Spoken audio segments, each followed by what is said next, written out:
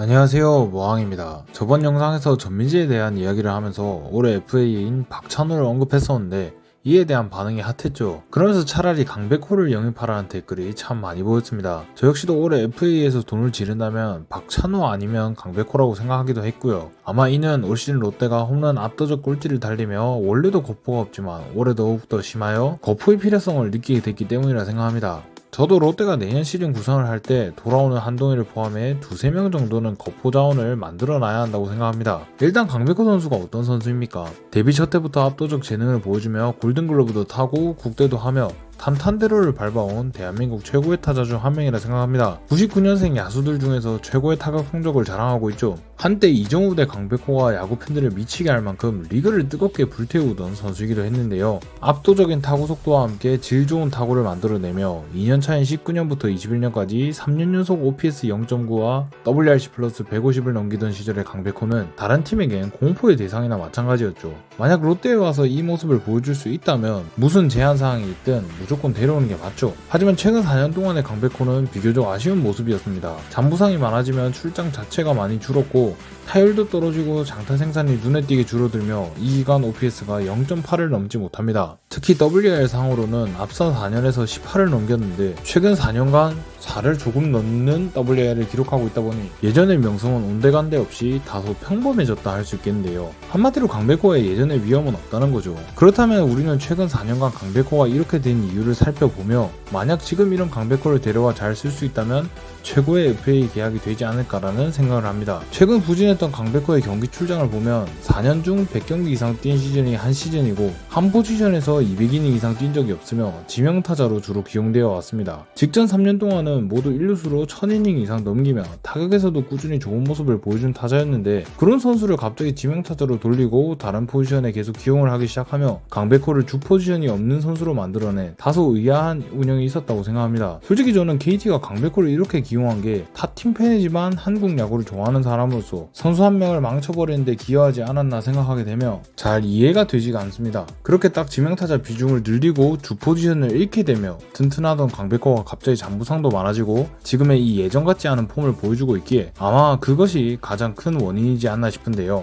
이는 강백호가 정말 큰 스윙을 돌리던 선수이기에 수비를 서지 않는 지명타자로 갔을 때 갑작스러운 큰 몸동작이 몸에 무리를 줄 수도 있기 때문이라 생각합니다. 강백호가 이 4년간 당했던 부상은 주로 발목, 발가락, 그리고 옆구리 쪽으로 풀스윙을 돌릴 때 주로 무리가 가는 부위라 볼 수 있는데요. 강백호의 부상 리포트를 보면 경기 중 부상이 아니기에 상관없다고 할 수 있지만 인간의 몸은 본인이 가장 많이 하는 행동에 의해 약화되며 그것이 결국 일상생활 중에 터지는 경우가 많기에 아무리 경기 중 부상이 아니어도 이 여파가 클 수밖에 없고 결국 강백호의 잔부상이 많아진 것은 지명타자 비중을 늘린 것이 원인일 가능성이 큽니다. 실제로 강백호가 가장 잘했고 건강했던 앞선 4년은 강백호가 지명타자가 주 포지션이 아닐 때였죠. 그리고 기사에서도 계속 언급되고 있듯이 자신의 포지션이 없는 데에 심리적 문제도 있었을 가능성이 크고 그것이 지금의 이 부진을 만들었을 거라 생각합니다. 그렇게 강백호를 정말 잘 쓰기 위해서는 큰 스윙을 해도 몸에 무리를 안 주기 위해 웜업을 할 수 있게끔 지명타자가 아닌 한 포지션을 내주면서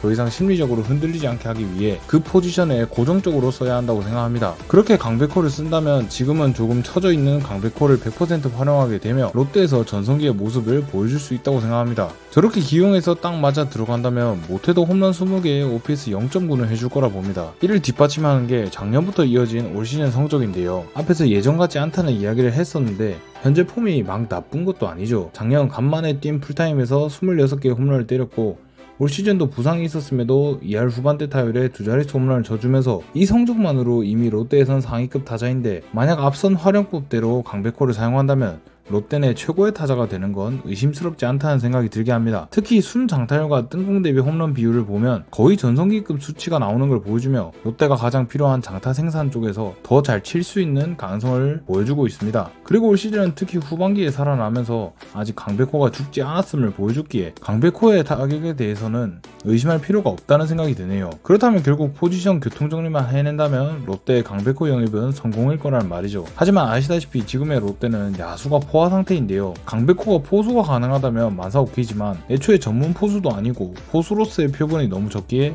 아마 강백호를 포수로 영입하진 않을 거라 생각됩니다. 그렇다면 결국 코너 외야나 1루밖에 안 남는데 내년 한동희가 팀에 합류하면 전준우가 좌익수로 자주 나올 것이고 그 밖에 윤동희, 황성빈의 외야는 많고 레이에스를 내년에 어떻게 할지는 모르겠지만 일단 외야이고 올 시즌 한태양이 좋은 모습 보이며 고승민도 외야로 나오고 있고 수비가 약한 박찬영이 외야로 포변해야 한다는 얘기까지 들고 장두성, 김동혁까지 얘기한다면 외야는 사실상 포화 상태이며 1루에는 오래 부진하지만 결국 나승엽이 있는데 결국 받고 키워야 하는 선수가 아닌가 생각합니다. 그렇게 만약 강백호를 데려온다면 코너 외야로 쓸 거면 황성빈, 1루로 쓸 거면 나승엽을 트레이드해야 하는 경우의 수까지 생긴다고 생각합니다. 이건 그만큼 팀의 근간을 흔드는 행보이고 강백호가 롯데에서 성공한다면 너무 좋지만 만약 실패했을 때 이는 되돌릴 수 없는 타격을 줄 거라 생각합니다. 그렇게 그만큼 강백호의 영입은 다소 신중하게 접근할 필요가 있다고 생각되는데요. 애매하면 안 사면 된다는 선택지도 있지만 성적 내려고 김태형 감독 데려왔는데 성적이 안 나서 계약 마지막 해에 높은 확률로 밀어주게 할 거라 예상됩니다. 그래서 아마 FA 영입 한 명 정도는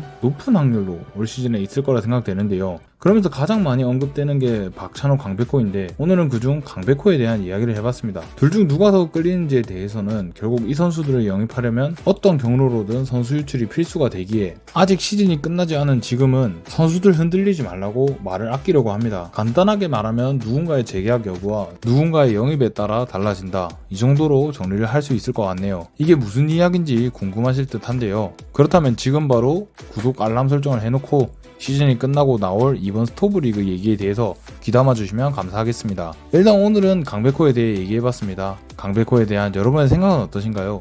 지금까지 머항이었습니다. 감사합니다.